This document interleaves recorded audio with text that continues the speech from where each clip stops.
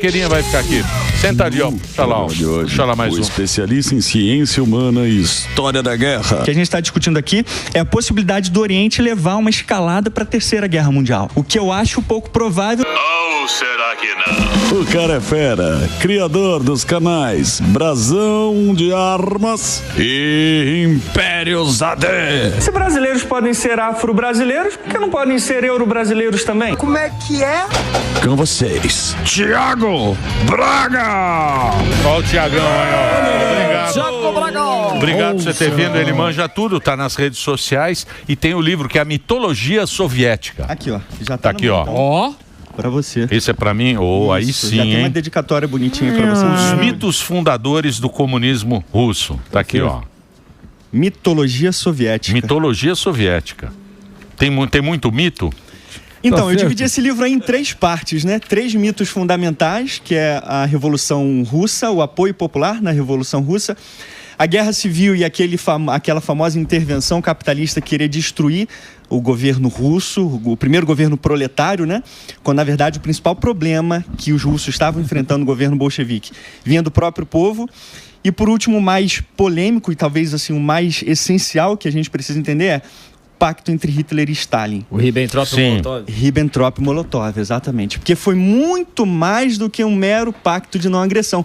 E até hoje a gente continua batendo nessa tecla. Na verdade, o webcomunismo aí vem atrapalhando muito essa noção de que houve, de fato, um interesse claro de Stalin, inclusive de fazer parte do eixo.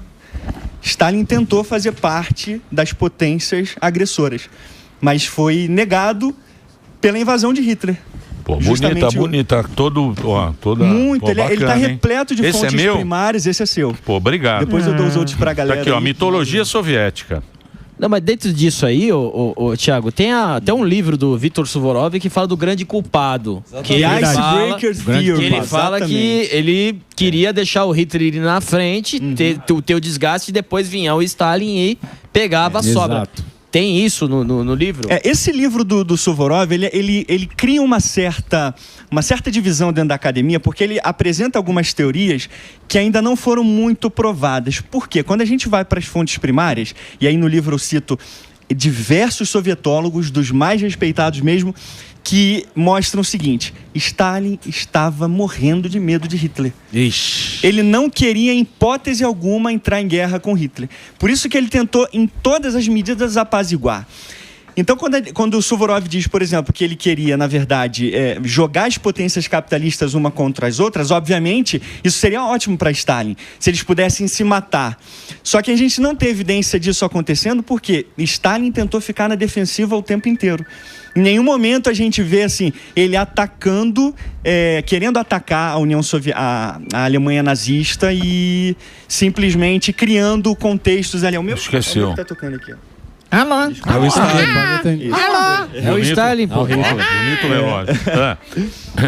Criando esse contexto, sabe, das potências se atacarem. Não. Na verdade, o que a gente tem Stalin estava tentando se proteger o máximo possível e tentando ajudar Hitler a manter a invasão imperialista dele, tanto na Polônia quanto nos outros países. França, por exemplo. Então a gente tem, sabe, fontes primárias robustas que ajudam a gente a entender que Stalin não queria, em hipótese nenhuma, entrar em guerra. Ele tentou se aliar a Hitler para poder manter... Mas dividir a Europa, né? Mas dividir a Europa e dividir, na verdade, o mundo inteiro entre eles. Sentar no pudim, né? Deixa o outro lutando, eu fico aqui tranquilo. Aí. Agora me fala uma coisa, trazendo para os dias atuais, porque essa grande treta que existe, que você sabe que tem todo mundo hoje em dia quer ter razão, né? Principalmente na internet, tem esse negócio da Ucrânia com a Rússia, do Putin. A gente sabe que o Putin, o dia mais triste da vida dele foi o dia que caiu a União Soviética. Isso ele fala, né? A gente vê. Em 2002 ele deu essa entrevista e falou isso. Pô, o dia que eu fiquei mais triste, não sei o quê. E é um cara meio imperialista, então ele quer a Rússia grande de novo. E isso é o que surge. Porque muita gente fala que o Zelensky caiu no conto da União Europeia, que fez uma guerra lá para manter ali o esquema da OTAN, aquele esquema que já existe hoje dos globalistas, e o outro diz que não, que o culpado é o Putin pela sua vontade de ser imperialista, de tomar conta da Europa e tal. qual é, na tua visão, essa guerra que está acontecendo lá agora? Emílio, eu diria que é na visão... Não venha em cima do muro. Não. É Putin ou é Zelensky. Um é outro. Não venha aqui em cima do muro. Eu vou dizer exatamente isso. Eu diria a esmagadora maioria do Ocidente é clara em condenar Putin. Não há argumentação lógica para a gente tentar dizer que uma nação que está sendo invadida e atacada por uma superpotência militar, como é o caso da Rússia, tenha qualquer culpa. De novo, aí a gente tem que ir lá para a Segunda Guerra Mundial. O pacto entre Hitler e Stalin. O que eles queriam fazer? Qual era a justificativa na mente de Hitler? Os Sudetos ali no sul da Tchecoslováquia tem uma minoria alemã, mas que é nossa. E a gente tem que proteger. Estão sendo atacados, estão sendo explorados pelos ocidentais ali, então a gente tem que proteger. Essa é a mesma narrativa de Putin. Então, de certa forma, dentro da Ucrânia tinha uma minoria russa naquela região leste, então a gente tem que proteger contra os nazistas, inclusive. Lá eles são favoráveis à Rússia. Nessa região, na verdade, eles foram induzidos a ser favoráveis também à Rússia. Falam russo, coisa e tal. Mas você acha que ele ia entrar em guerra sabendo que a Rússia é a Rússia? Não foi a União Europeia que falou, não, entra lá que a gente banca. Não foi isso que aconteceu? No caso Você acha que ele foi inocente? O Zelensky? O Zelensky. Não faz o menor sentido isso. Ele foi colocado em uma guerra que já vem se arrastando desde 2014. Se a gente for em 2002, quando Putin fez essa declaração, ele estava falando de quem? Ucrânia. Porque a Ucrânia não tem direito de existir, assim como Polônia não tem direito de existir. Por que a Polônia hoje está se rearmando? Porque ela sabe que caindo a Ucrânia, a próxima é ela. O tabuleiro. Você acha que o Putin vai? Você acha que ele... Mas não tem, o espírito dele é esse mesmo? Se não for Putin, é o que vem depois dele. Pela idade de Putin. Mas vem alguém depois do Putin? Você viu como é o Lukashenko. O Lukashenko, você viu ele entrando? Põe o Lukashenko entrando no... Ele ganhou... Desde 94 ele tá lá no poder. Tá vendo? Desde 94 ele ganha a eleição com 98. Ele falou. Emílio, acha aí, ontem ele mandei pra Paulinha, pede pra mandar pro Você viu? Ele falou o seguinte, Lukashenko, falou assim, que todos os países sonham com a democracia da Bielorrússia. Da Bielorrússia. É o tipo de narrativa que a gente vê desde a Segunda Guerra Mundial acontecendo. Então, quando Stalin vem, nós estamos aqui protegendo a primeira nação proletária do mundo. E aí eles fazem acordo com Hitler. E esse acordo não envolvia simplesmente uma não agressão, eu não te ataco, você não me ataca. Na verdade, envolvia expansão baseada em uma retórica. E essa retórica era qual? Todas essas regiões aqui do leste são russas, fazem parte da Rússia. Portanto, a gente tem o direito de atacar essas regiões e mantê-las sob nosso controle. Mas, Tiago, porra, a Rússia é tão grande, né? Pra que o cara quer mais terra, né? Esse é o grande problema, Emílio. Ela é muito grande, mas assim, nem todo lugar da Rússia dá pra se viver. Dá pra viver de algo, então não é tão grande assim não. E quando a gente coloca é grande pra caramba. Território é dinheiro. Mas você tá falando de uma visão de um cara que, tipo assim, estaria contente com o que tem, mas a gente tá falando de governo, né? Estamos falando de Putin também, né? Putin, que ele vê essa ameaça ocidental que desde a queda da União Soviética veio se arrastando por todo o leste, chegando na porta da Rússia, a gente tem que de alguma forma empurrar. O que na lógica, se a gente parar para analisar na lógica de Putin, faz sentido. Ele vê que tem realmente o Ocidente ali colado na porta dele. Mas o Ocidente não representa risco porque nunca tentou invadir a Rússia. Se os Estados Unidos quisessem acabar com a Rússia, em qualquer momento eles conseguiriam acabar. Sim. Mas em qualquer momento com facilidade. Sim. Mas isso nunca aconteceu. Por quê? Não há necessidade. Os Estados Unidos não vê essa necessidade de avançar, de criar conflitos que eles poderiam já causar. É da Guerra Fria. Que já vem desde a Guerra Fria. Os Estados Unidos é mais lucrativo ter a Rússia só como inimigo. Você vê, é que a gente não viveu guerra, mas a Europa... O trauma desses malucos europeus, depois da Segunda Guerra, a Segunda Guerra foi uma carnificina, né? Eles achavam que nunca mais iam pegar em armas. E agora os caras estão lá treinando guerra de trincheira. Quantos anos? Que foi essa guerra lá, essa guerra da Ucrânia. É guerra igual à Primeira Guerra Mundial, cara. Você vê que o mundo, a sociedade está evoluindo. A sociedade está evoluindo, nós estamos evoluindo, não teremos mais... Os caras estão fazendo guerra de trincheira. Aí, ó. Você vê como o ser humano é louco, Não, cara. e se você perguntar, você falou além do Putin, se você perguntar para muitos russos, muitos apoiam essa visão. Não há dúvida. Eu morei na Europa quando eu fiz mestrado lá, e aí convivia com alguns russos, e que eu nunca tinha falado, e aí você fala assim, ele fala, não, eu apoio, eu acho que tá certo, eu gosto do tipo de governo que ele tem. Então, além do Putin, como você falou, ter essa vontade assim surreal, muitos russos apoiam essa visão dele. A narrativa está fechada, né? De novo, a gente vai para a Segunda Guerra Mundial. O que aconteceu com a Polônia quando ela foi repartida no meio? Eu cito evidências assim robustas no livro que fala sobre isso. De repente, no lado leste, 13 milhões de poloneses estavam sob domínio soviético. 13 milhões. Desses 13 milhões, entre 1939 e 1941, 1,5 milhão foram deportados. Foi uma limpeza étnica brutal, como nunca tinha acontecido na história da Polônia. 1,5 milhão é 12% da população polonesa. 12% da população brasileira são 25 milhões de pessoas. Então, você imagina uma limpeza étnica de 25 milhões de pessoas empilhadas em trens, em vagões de trens, de animais. E dessas 1,5 Isso em 39? Isso entre 39 e 41, enquanto havia esse pacto entre Hitler e Stalin.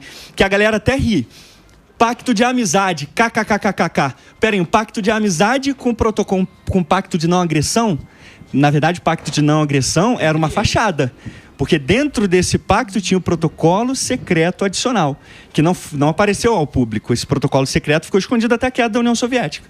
Então, nesse protocolo secreto, dizia claramente, nós estamos aqui repartindo a Polônia no lado leste e oeste. E aí, dentro desses 1,5 milhão que foram deportados, 500 mil morreram.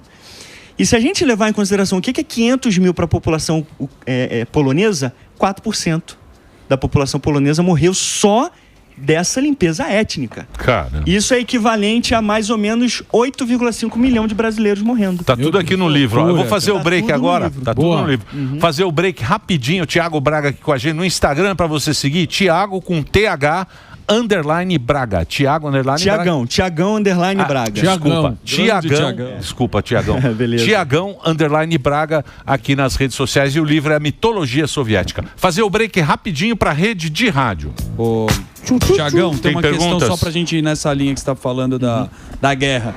O que você achou então do encontro de Dave Vance lá com o Trump, junto com aquela pataquada que foi feita com o Zelensky? Muitos dizem que aquilo foi tudo armado. E outros falam que não, que aconteceu e o calor... Então, aí você vai naquelas teorias da conspiração, né? Foi armado e tal. Foi uma pataquada, você resumiu tudo. Do ponto de vista ocidental, a galera precisa entender que os Estados Unidos não têm direito de não intervir com poder de dissuasão, cara. A maior potência mundial nunca tem o direito de... Isso não é problema meu. Isso é problema de vocês, acaba com essa guerra aqui, porque milhões estão morrendo. A gente está falando do ponto de vista de influência geopolítica global.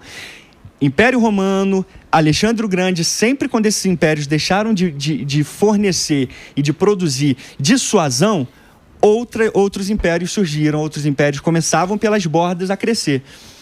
Ou ia ruindo por dentro. Então os Estados Unidos precisam entender isso. Nós somos a maior potência, a gente tem que sempre intervir, porque senão a gente tem Rússia, a gente tem China, que podem mexer nessa nova ordem global. Mas não é esse o medo? Esse é o medo. O medo é porque eles não querem que a Rússia se aproxime da China, né? E aí faz o quê? Deixa a Rússia então avançar para a Europa Ocidental. Exato. É um jogo de xadrez, né? Mas de qualquer forma... eu sei, mas o cara tem esses muçulmanos na Europa. Tem um monte de coisa acontecendo no mundo que não dá... Migração. Você sabe que a arte da guerra, ela fala, você tem que só... Retaguarda, escolhe um, trincheira. Sim, escolhe perfeito, né? Perfeito. Escolhe um, não tem dá como pra brigar ficar com todos ao mesmo mas... Senão você fica igual o Bolsonaro lá quando entrou, brigou com a imprensa, brigou com os políticos. Você lembra quando ele entrou? Brigou com o Sami, brigou com todo mundo. Aí você perde o jogo, né? Não, mas eu acho que de qualquer forma sempre houve o bloco ocidental e o bloco oriental.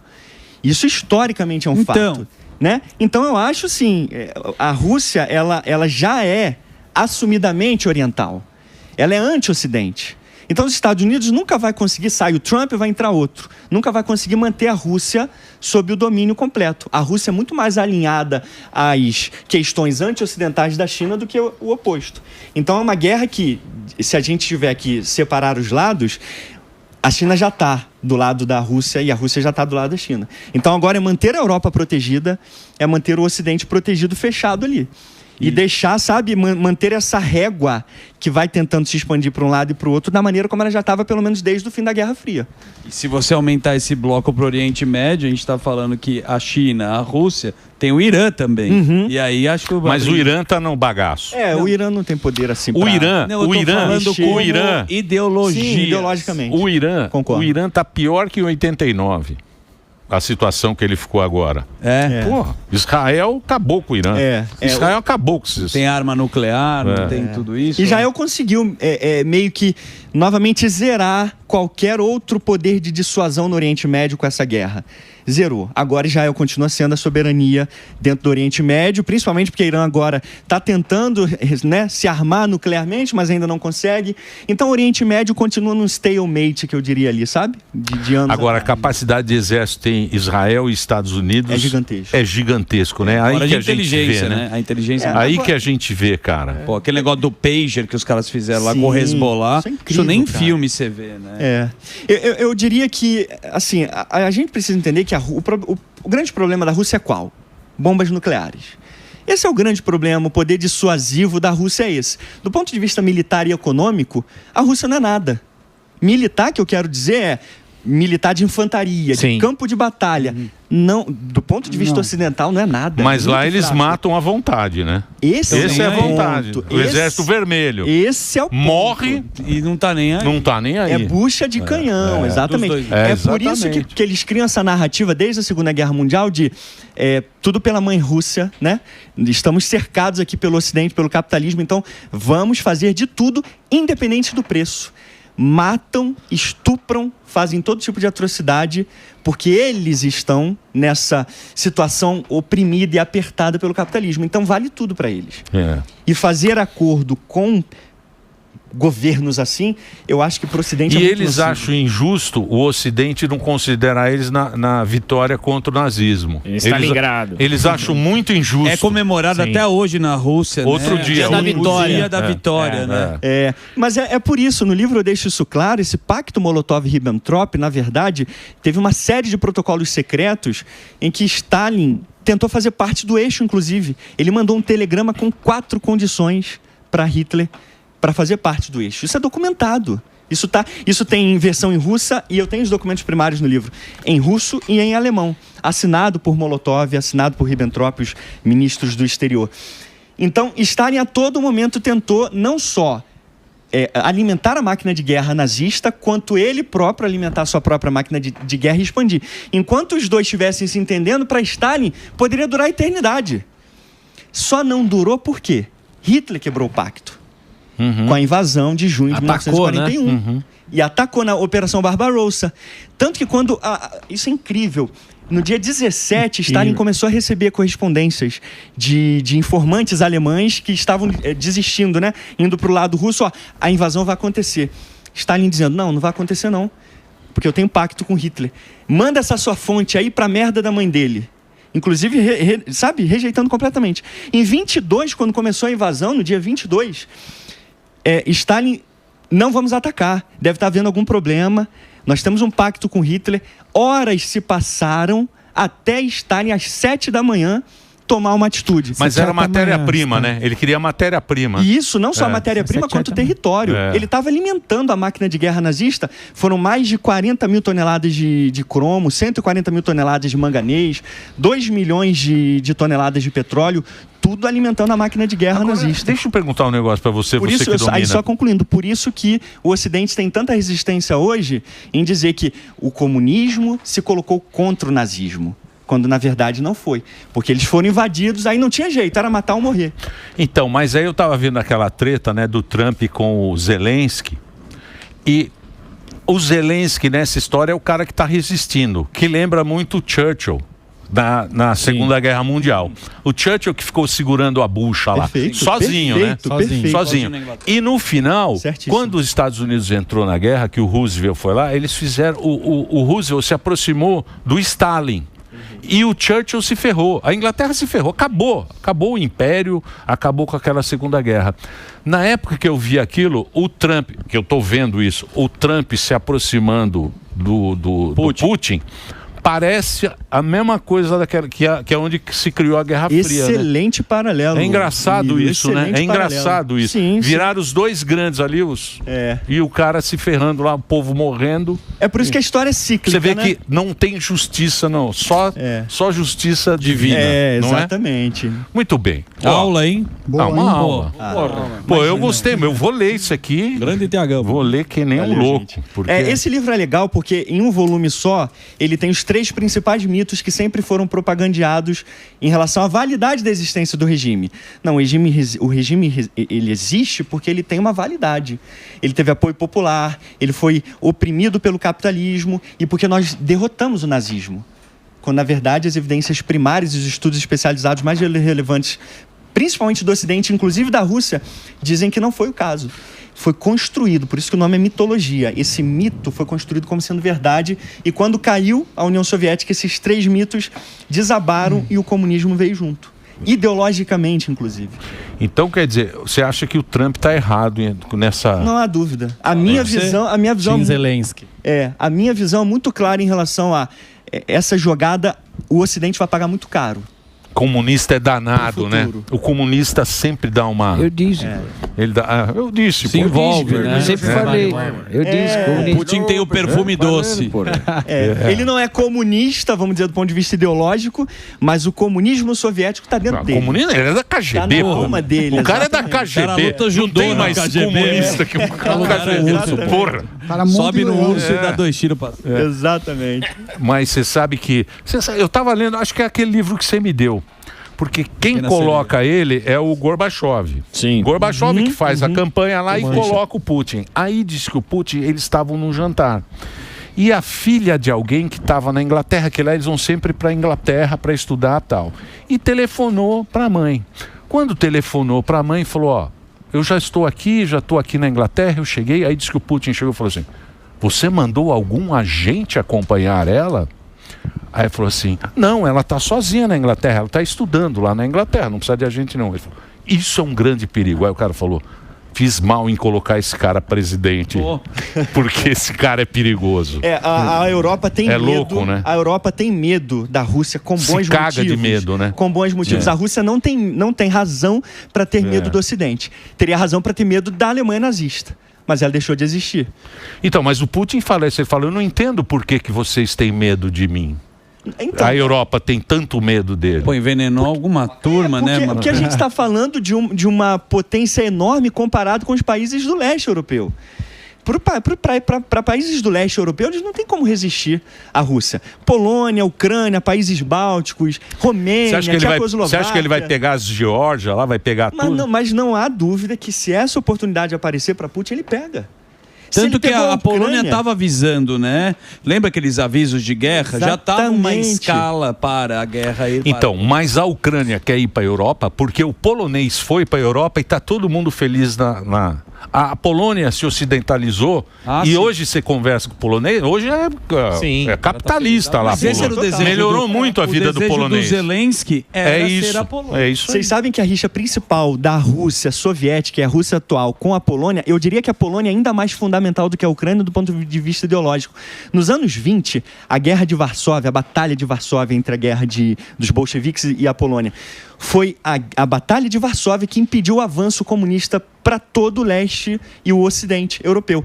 A Alemanha estava em frangalhos. 1920, pós-Segunda Guerra Mundial, frangalhos. Se os comunistas conseguem avançar com o Exército Vermelho sobre a Alemanha caía sob o poder deles. Mas foi parado na Batalha de Varsóvia, em 1920, por Piłsudski, um grande estadista polonês que impediu esse avanço. Tá bom. E aí, então, com a paralisação desse avanço, foi uma derrota e tanto. Os bolcheviques foram expulsos. Então, no imaginário soviético e russo, principalmente da liderança russa, a Polônia não tem direito de existir também, porque fazia parte do Império Russo. Que é o que ele fala, né? O Putin fala, a Ucrânia não existe, isso é tudo Rússia. Mas ele só tem que falar da Ucrânia no momento, Polônia depois. Muito bem, Tiagão conversou com a gente, que aula, hein? Pô, obrigado, hein, Tiago? Eu que agradeço. Tiagão Braga, nas redes sociais, Mitologia Soviética, tá aqui o livro. Siqueirinha, obrigado. Valeu, Põe a rede do Siqueirinha aí também, que está aí que participou aqui do Pânico também. Essa aula foi uma aula, né? Uma aula. Obrigado.